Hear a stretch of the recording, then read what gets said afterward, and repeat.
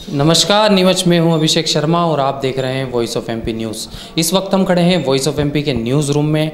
मैं आपको सबसे पहले और ज़िले की सबसे बड़ी खबर बताना चाहूँगा नया गांव चौकी की। नया गांव चौकी में एक युवक का शव मिला है। युवक के शव के पास में एक खून से सनी कुल्हाड़ी भी मिली है, जिसके बाद पुलिस ने अंदेशा लगाया है कि युवक की हत्या हुई है।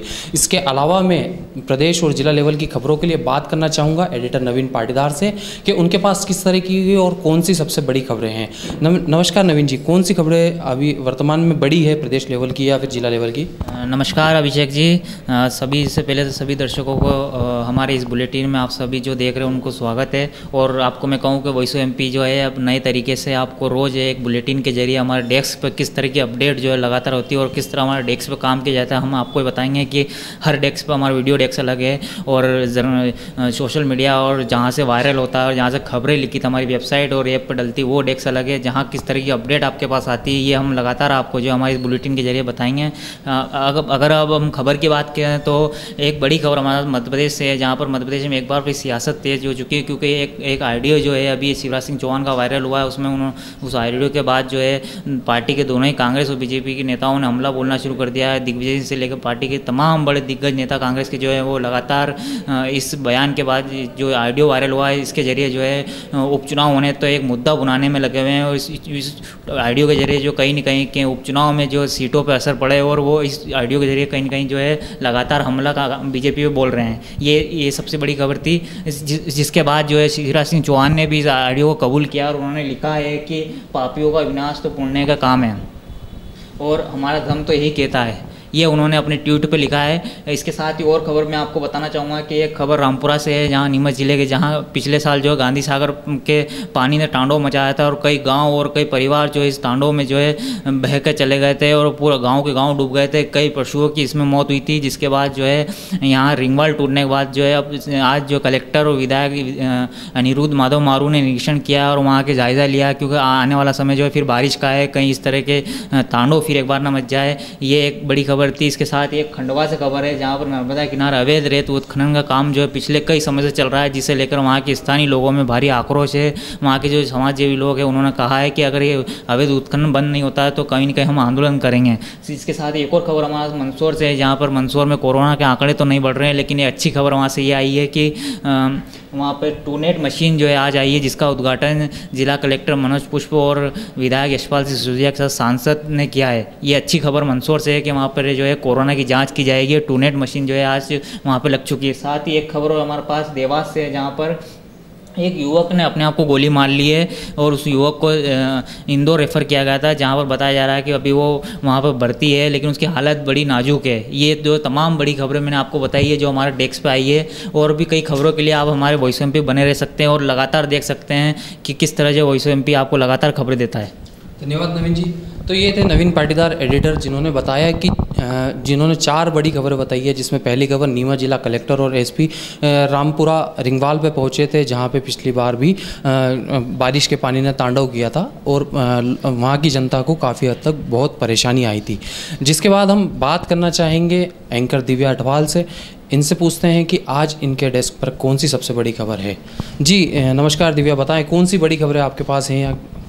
जी, हमारे पास रतलाम से बड़ी खबर है, जहां पर रतलाम में आज एक युवक ने अपने आप को गोली मार दी है। और ये जो घटना है इंडियन बैंक की बताई जा रही है, जहां पर रतलाम में एक युवक है जिसका नाम लोकेंद्र सिंह है और 26 वर्ष की उम्र है। उसने गार्ड की बंदूक से लेकर अपने आप को गोली मार ली है और बताया जा रहा है कि उसने जो बंदूक मारी है वो बाथरूम में जाकर मारी है। तो ये सबसे बड़ी खबर रही है जहाँ पर रतलाम से रही है। वहीं हमारे पास दूसरी खबर है नीमच जिले के मनासा के 50 किलोमीटर दूर गाँव खुर्दपुर से है, जहाँ पर एक मतलब महिलाएँ जो है पानी को लेकर काफ़ी परेशान हो रही है। पहले भी मुख्यमंत्री ने काफ़ी योजनाएं वहाँ पे बनाई है, लेकिन अभी तक वहाँ पर कोई टेंडर वगैरह नहीं हुआ है। तो ये भी बड़ी खबर रही है, जहाँ पर महिलाओं को गर्मी के मौसम में काफ़ी परेशानियाँ हो रही है पानी को लेकर। तो ये बड़ी खबर रही है। धन्यवाद।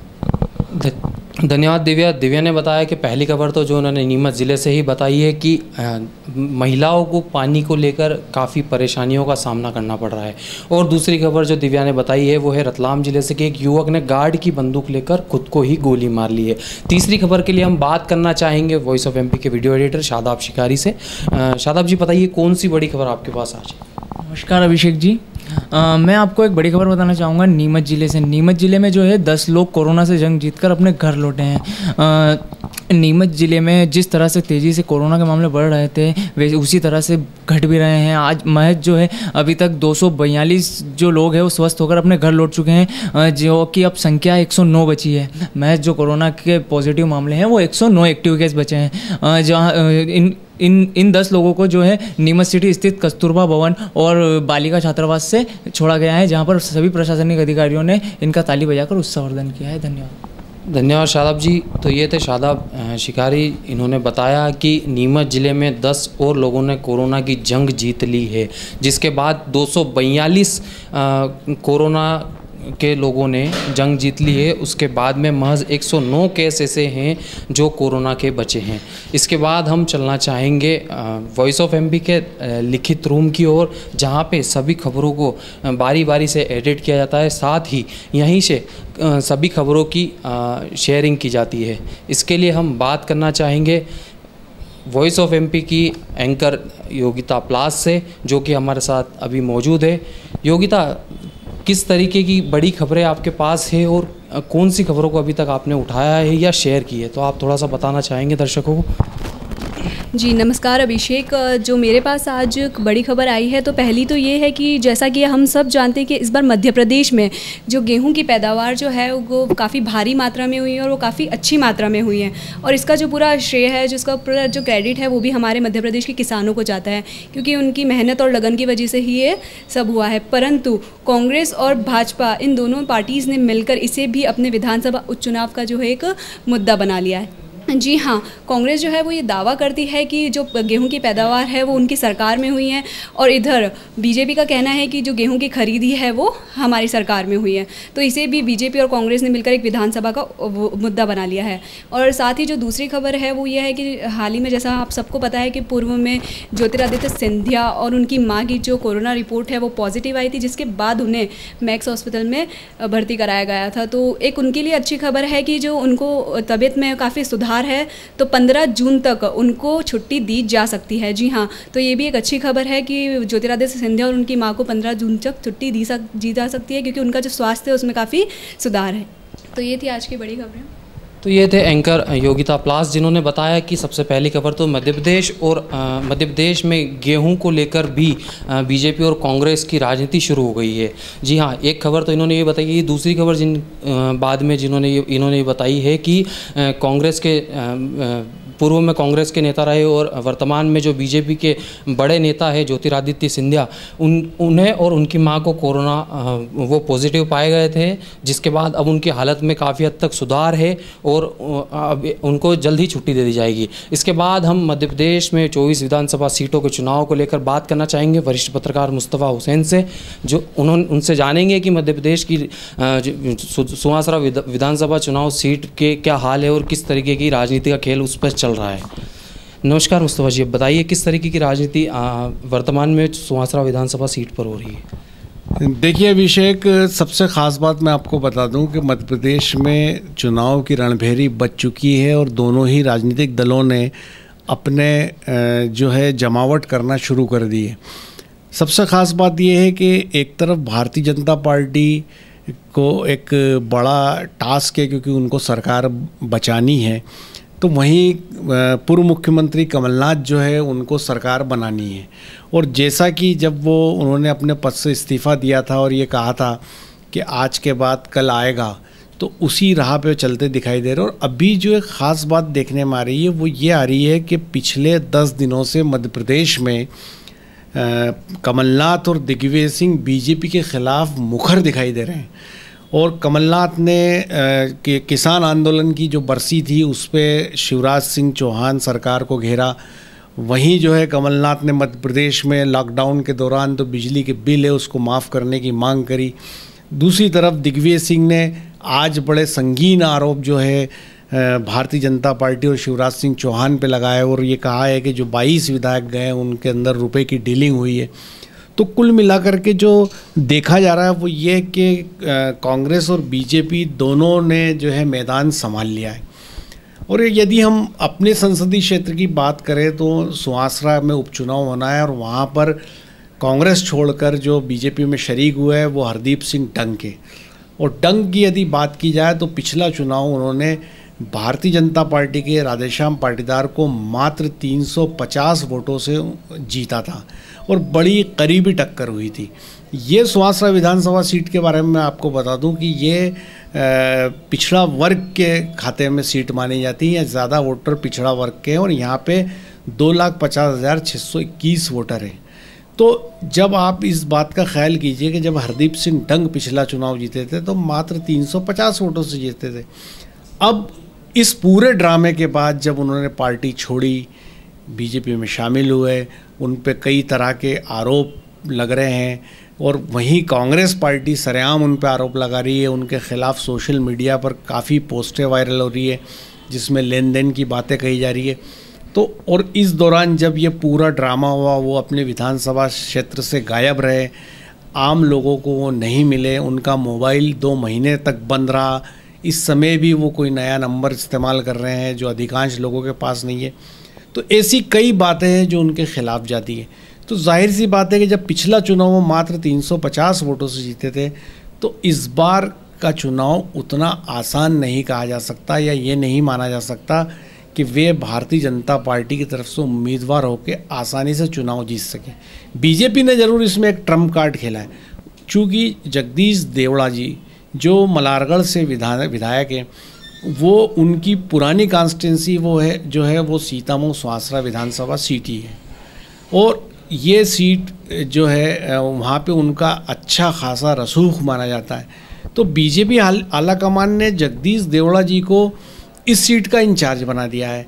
तो निश्चित तौर पे जगदीश देवड़ा वहाँ पर मूवमेंट करते हैं तो उससे पार्टी को फ़ायदा होगा। दूसरी ख़ास बात है कि मध्य प्रदेश में उपचुनाव को लेके प्रदेश भाजपा अध्यक्ष वी.डी. शर्मा ने जो समिति बनाई है उसमें मंदसौर से किसान नेता बंशीलाल गुर्जर को लिया है। तो बंशीलाल गुर्जर खुद पिछड़ा वर्ग से आते हैं और ख़ासा रसूख जो है वो वोटर्स में रखते हैं सीतामऊ सुहासरा सीट का। तो ये दोनों अगर वहाँ मिलके मूवमेंट करते हैं तो निश्चित बात है कि उससे दम मिलेगा। अब ऐसी स्थिति में वो नीचे वोटर्स को बीजेपी कितना कन्विंस्ड कर पाती है और कितने वोटों को तोड़कर वो अपने उम्मीदवार हरदीप सिंह डंग के हक में ला सकती, एक बड़ा मामला है। एक और ख़ास बात मैं आपको बताना चाहूँगा कि स्वर्गीय लक्ष्मीनारायण पांडे का भी इस सीट पे भारी दखल रहा है और वे 2 ऐसे चुनाव थे, एक मीनाक्षी नटराजन के सामने जो चुनाव लड़े थे, जो 30,000 वोटों से वो चुनाव हारे थे, वो 8 विधानसभा सीट में से 7 में चुनाव हारे, लेकिन सुहासरा सीट से उनको 5,000 वोटों की लीड मिली थी। और दूसरा एक चुनाव हुआ था स्वर्गीय महेंद्र सिंह कालूखेड़ा के सामने, उस चुनाव में भी डॉक्टर पांडे को अगर कहीं सर्वाधिक लीड मिली थी तो इसी सीट से मिली थी। तो यदि स्वर्गीय लक्ष्मीनारायण पांडे के परिवार से जुड़ा कोई व्यक्ति इस सीट पर प्रचार के लिए आता है तो उससे भी बीजेपी को प्लस हो सकता है। जैसे राजेंद्र पांडे जो जावरा से विधायक है, या उनके छोटे बेटे सुरेंद्र पांडे जो सांसद प्रतिनिधि रहे डॉक्टर पांडे के साथ और लंबे समय तक काम किया। तो अब ये सारी चीज़ें आने वाले दिनों की स्थितियों पर निर्भर करेगा। पर अगर हरदीप सिंह डंग की बात की जाए तो ज़मीन पे आज वो बेहद कमज़ोर है और ये जो आज की स्थिति की बात की जाए तो भले दबी जुबान से ही सही, लेकिन भारतीय जनता पार्टी के जो जिम्मेदार लोग हैं वे भी इस बात को मानते हैं कि हरदीप सिंह डंग का जीतना इस सीट से कोई आसान बात नहीं है। काफ़ी बारीकी से आपने सुहासरा विधानसभा सीट के संबंध में जानकारी दी है, लेकिन एक सवाल और मेरा आपसे था कि मध्य प्रदेश में अभी वर्तमान शिवराज सिंह चौहान ने उनकी ओर से एक ऑडियो जो वायरल हुआ है उसको लेकर भी मध्य प्रदेश में अच्छी खासी राजनीति गरमाई हुई है, तो उस पर आपका क्या कहना है? देखिए अभिषेक, आपने बिल्कुल ठीक कहा। मध्य प्रदेश में इस समय पूरी तरह राजनीतिक माहौल गरमा चुका है और ये जो पिछले दिनों से सारी कवायदें चल रही है और ये पोस्टर वार शुरू हुआ जिसमें कहा गया है कि लापता है प्रज्ञा सिंह ठाकुर। उसके बाद बीजेपी की तरफ से पोस्टर वायरल हुआ कि कमलनाथ छिंदवाड़ा से लापता है और अभी हाल ही में पोस्टर वायरल हुआ कि ज्योतिरादित्य सिंधिया जो है वो ग्वालियर से लापता है। तो उसी कड़ी में अब ये सारे पत्ते खुल रहे हैं और कहीं ना कहीं कांग्रेस भी लंबे समय से इस पे होमवर्क कर रही थी और कांग्रेस ने भी काफ़ी एविडेंस जो है ऑपरेशन होली जो हुआ, जब 22 विधायकों ने कांग्रेस का साथ छोड़ के बीजेपी ज्वाइन की, तो उसके एविडेंस उसने भी इकट्ठे किए और ऐसा लगता है कि जैसे जैसे चुनाव करीब आएंगे इस तरह के ऑडियो और ज़्यादा आएंगे। इस तरह की बात है, कल एक ऑडियो वायरल हो रहा था जो ज्योतिरादित्य सिंधिया से जुड़ा था, जिसमें भी टिकट को लेके बातें कही जा रही थी। तो कुल मिलाकर के आने वाले समय में मध्य प्रदेश के अंदर राजनीति अपने पूरे शबाब पर होगी। कांग्रेस भी हमले करने में कसर नहीं छोड़ेगी, तो भारतीय जनता पार्टी भी नहीं छोड़ेगी। और इस सब के बीच में ख़ास बात मैं आपको कहना चाहूँगा कि मध्य प्रदेश कोरोना संकट से गुजर रहा है, दूसरी तरफ किसानों की हालत ख़राब है, बिजली के बेहिसाब बिलों से लोग परेशान हैं, फाइनेंस कंपनियों के तगादों से वसूली से लोग परेशान हैं। ऐसे तमाम मामले छोटे छोटे हैं जिससे आम लोग मुश्किल में हैं। लेकिन मध्य प्रदेश के जो टॉप पॉलिटिशियन है, हायर पॉलिटिशियन है, वो तमाम लोग जो है सरकार बनाने और बचाने की कवायद में लगे हैं। किसी का कोई ध्यान आम आदमी की तरफ नहीं है, किसान की तरफ नहीं है, मज़दूर की तरफ नहीं है, जो इसको 2 वक्त की रोटी नहीं मिल पा रही है। इस समय जब सबसे ज़्यादा ज़रूरत इस बात की है कि उन मज़दूरों की बात की जाए, किसानों की बात की जाए, बिजली के बिलों की बात, व्यापारियों के काम धंधे चौपट है उसकी बात की जाए, जो वसूली हो रही है उसको रोका जाए, उसकी जगह जो टॉप ऑफिशियल है पॉलिटिक्स में लगे। और उसकी भी एक बानगी आपको दिखी जा रही है कि मध्य प्रदेश के अंदर 23 मार्च को शिवराज सिंह चौहान ने मुख्यमंत्री के बतौर शपथ ली थी, लेकिन आज तक मध्य प्रदेश के अंदर मिनी मंत्रिमंडल चल रहा है 5 मंत्रियों का, मंत्रिमंडल का विस्तार नहीं हो पाया है। तो कहीं ना कहीं राजनीति अंदर खाने बड़े पैमाने पे भारतीय जनता पार्टी में भी चल रही है कि किसको मंत्री बनाया जाए, किसको नहीं बनाया जाए। फिर राज्यसभा का चुनाव भी है और उसके बाद जो है मैं आपको बता दूं कि ये उपचुनाव की जो रणभेरी है ये है। तो अब कुल मिलाकर के आने वाला समय मध्य प्रदेश में राजनीतिक के लिहाज से बड़ा संवेदनशील कहा जा सकता है। अभी धन्यवाद सर।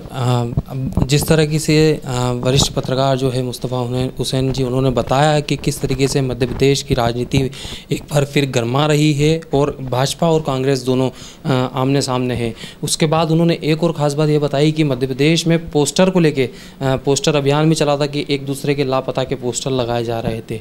तीसरी खबर उन्होंने यह बताई कि मध्य प्रदेश में जो है कि किसान जो है, किसानों पर कोई ध्यान नहीं दिया जा रहा है, किसान वैसा का वैसा परेशान है और केवल राजनीतिक खेल चल रहा है। इसी क्रम में हम बात करना चाहेंगे एक मंडी से जुड़ी, कृषि उपज मंडी से जुड़ी, उसके लिए भी हमारे साथ मौजूद है मंडी प्रतिनिधि महेंद्र प्यासा। हम इनसे बात करना चाहेंगे और जानेंगे कि किस तरीके कौन सी उपज आज प्रदेश में मंडी में आई है और कौन सी उपज ज़्यादा है या कम है। तो नमस्कार महेंद्र जी, बताएं कौन सी उपज मंडी में ज़्यादा आई है, कौन सी उपज कम है। अभिषेक जी सही पूछा आपने। कृषि उपज मंडी में अभी बम्पर आवक गेहूं की पैदा हुई है, बम्पर आवक गेहूं की फसल हुई है, जिससे कृषि उपज मंडी में 10,000 से 12,000 बोरी गेहूं की आ रही है। नीमच से सटा राजस्थान की बॉर्डर अभी राजस्थान सरकार ने सील कर दी है, आवक जावक बंद कर दी है। तो इससे क्या आज फ़र्क पड़ा है आवकों पे, कम जिनसे आई है, पोस्ता भी कम आया है और पोस्ता की बम्पर आवक आ रही है, जिससे 82,000 से 1,16,000 तक ऊपर बिक रहा है।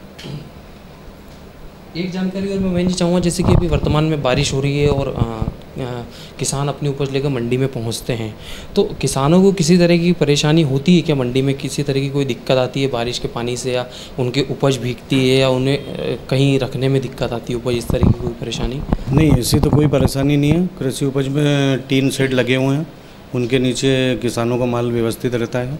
कभी कभार आवकें बढ़ जाती है तो बाहर उनको ढेर लगाना पड़ता है, बाहर ढेर लगाते तो कहीं ना कहीं गीला भी होता है किसानों का माल। ठीक है, धन्यवाद महेंद्र जी। तो ये थे हमारे साथ महेंद्र अहीर जी, जिन्होंने बताया है कि मंडी में जो आवक है वो कौन सी उपज की कम आवक है और कौन सी उपज की ज़्यादा आवक है। तो ये था वॉइस ऑफ एमपी स्टाफ, जिन्होंने अपनी हर एक खबर को बारीकी से बताया है, बारीकी से जाना है। जिला लेवल, प्रदेश लेवल, देश लेवल की सभी तमाम खबरें आप तक आज पहुंची है। इसी तरीके से आगे भी हर खबर देखने के लिए बने रहिए वॉइस ऑफ एमपी के साथ।